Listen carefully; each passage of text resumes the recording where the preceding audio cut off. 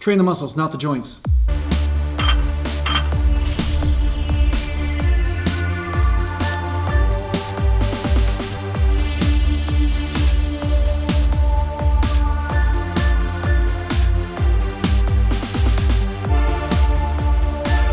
Mountain.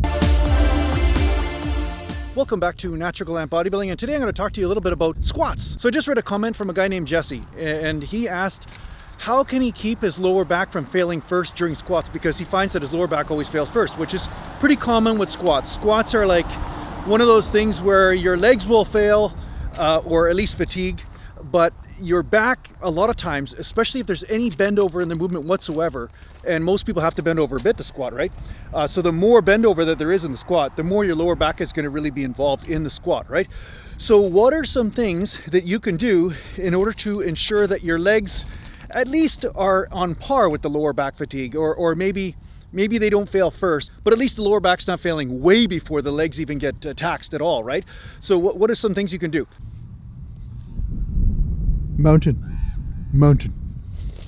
Different people are going to squat differently depending on their body dimension. People who have longer femurs in comparison to their lower back length and stuff, it's going to totally change the dynamics of the squat. You see two people squat, and one person will have to bend over a lot in order to counterbalance the weight, and another person may be able to stay almost straight up and down because their knees can travel way over the toes, or at least they may have shorter femurs and a longer lower back. So basically they can squat, but at the same time they're not even bending over at all, or barely at all, right? So these types of people will experience less lower back fatigue during the movement. And I have ravens going nuts around here right now. Don't shit on my truck. Yeah, shut up. Stay away from the truck. So depending on how you squat will depend on what technique you should use in order to ensure that your lower back isn't hitting fatigue too soon in comparison to your legs.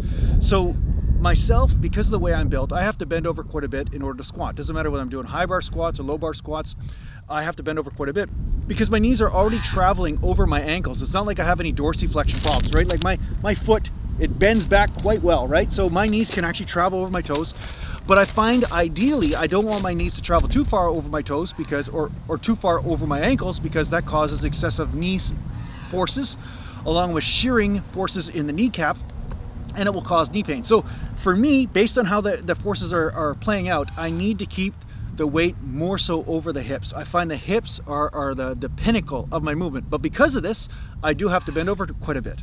Now, because I bend over quite a bit when I squat, you know, just like you see a lot of powerlifters bend over quite a bit when they squat too, right? Some people think you're supposed to stay straight up and down when you squat, and that's pretty much impossible. But at the same time, different body dimensions will demand different biomechanics, right? So for me, I have to bend over. So because I have to bend over, I found high bar squats, because the bar is farther away from the fulcrum, from the pivot point or whatever of the hip. If you bring the bar down just a little bit, then now the force on the lower back is less. So this changes the amount of force that's going to be on the lower back. So I find low bar squats for myself are easier on the lower back, although you do have to bend over a little bit more, but they're easier on the lower back as far as how much tension is on there. Now, there is a number of different things that happen because of this, because anytime you change the dynamics of an exercise, there's going to be different muscles involved more so. But one of the great benefits was that my hamstring development got really good. Like, that was one of my strongest attributes on the stage when I was in competitions, was my hamstrings, but it was because of the way I squatted, right? So Jesse, to answer your question, if you are a person that bends over quite a bit during your squat, then a low bar squat might be a good way for you to alleviate some of that lower back stress, if you can do low bar squats. I mean, there might be another factor, or maybe a bunch of other factors of why that doesn't work for you, but if low bar squats work for you, then try low bar squatting, and then you may find that your lower back doesn't hit fatigue quite as fast, and your hamstrings and your glutes and your basically overall squat becomes a more comfortable movement for your body. Now, if you're a person that has just a slight bend over when you squat, right, and you're doing you know, your squats, but at the same time your lower back's hitting fatigue like crazy, but you find that you are able to keep more of a vertical position, maybe a front squat's something to experiment with. Maybe you want to do front bar squats and see if your legs are hitting failure first. Maybe you're a knee squatter. You know, I talked about this in other videos, that some people are knee squatters, some people are hip squatters.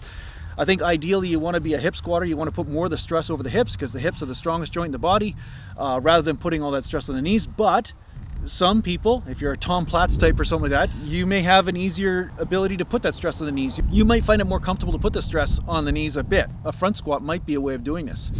Now, another thing you can do in order to alleviate some of the lower back stress is widen your stance. If you widen your squat stance, you may find that you start to bring in a little bit more leg as opposed to lower back. And also because when your stance is too narrow, although you may hit your outer quad or your sweep of the quadricep doing this, you will have to bend over more in order to squat. Whereas when you widen the stance, then sometimes you can remain a little bit more vertical, and this may alleviate some of the lower back stress. Also, your hamstrings don't have to stretch as much when you do a wider stance, which will also alleviate some of the lower back stress. Your lower back won't have to fire as hard if your stance is wider because the hamstrings are not firing quite so hard. You see, they're firing differently, right?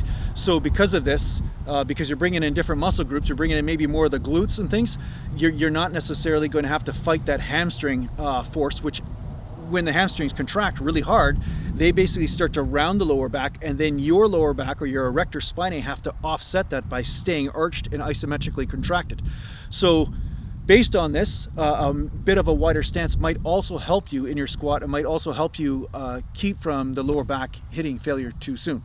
Now, obviously, you want to make sure that you stretch those hamstrings. You want to make sure that your hamstring flexibility is good. So make sure you are stretching your hamstrings regularly, especially after you do your warm-ups on the bike or something like that before you squat. Make sure you don't have any trigger points in the ass and in the glutes and in the side of your hips. You know, so do some foam rolling on that area or get some massage therapy to make sure those areas are cleared up, because if you have any muscle knots in your glute or muscle knots in your hamstring, that will also prevent the hamstrings from stretching enough, and then the lower back will have to strain much harder in order to remain slightly arched during the movement, which is the ideal thing for squatting. So these are some things to consider in order for you to make sure that your legs are hitting failure first in your squats. And this is, of course, just techniques based on squats itself. Now, another obvious technique that you can do, and this is something most of you guys all know, is the pre-exhausting technique, where you do a movement like say leg press, or you do a movement like leg extension, although I don't do leg extensions, but maybe you're a leg extension type person, or maybe you do a movement like hamstring curls or something, but you do a movement where you find that your legs are hitting failure first and then squat second. You don't squat first in your movement. Most people squat first, which I'm fine with, but if your goal is to be a bodybuilder and to make sure that your legs are hitting absolute exhaustion, try doing a pre-exhaust type principle thing. Try to do 4 or 5 sets of leg presses first, or hack squats, or whatever it is that you do, where you find your legs are hitting failure first and then go to squats, and then you'll notice that it's a totally different experience. And sometimes there could be some neat sort of side effects from this. Sometimes you find that your legs are totally stretched out, warmed up, and pumped, and therefore your squat form becomes better too, because your legs have all this blood in there, and the flexibility doesn't become an issue, right? Whereas when you start squatting and you start warming up with squats, sometimes your legs tight here, your hips are tight, and then you're noticing your lower back form's off, your balance is off, because there's just too much tightness in the area, right? So sometimes doing another movement where there's not as much stabilization required, and you know that you're going to be able to pump the blood in there, it's a form of a warm-up. So you do a warm-up exercise before you actually get to the squat, and that sometimes can help you out. So I hope this helps you out in your training. Thanks a lot for watching. Mountain! And thanks a lot to the Patreon supporters, and take care for now. Oh yeah, if you need to get a hold of me, just go to naturalgallantbodybuilding.com.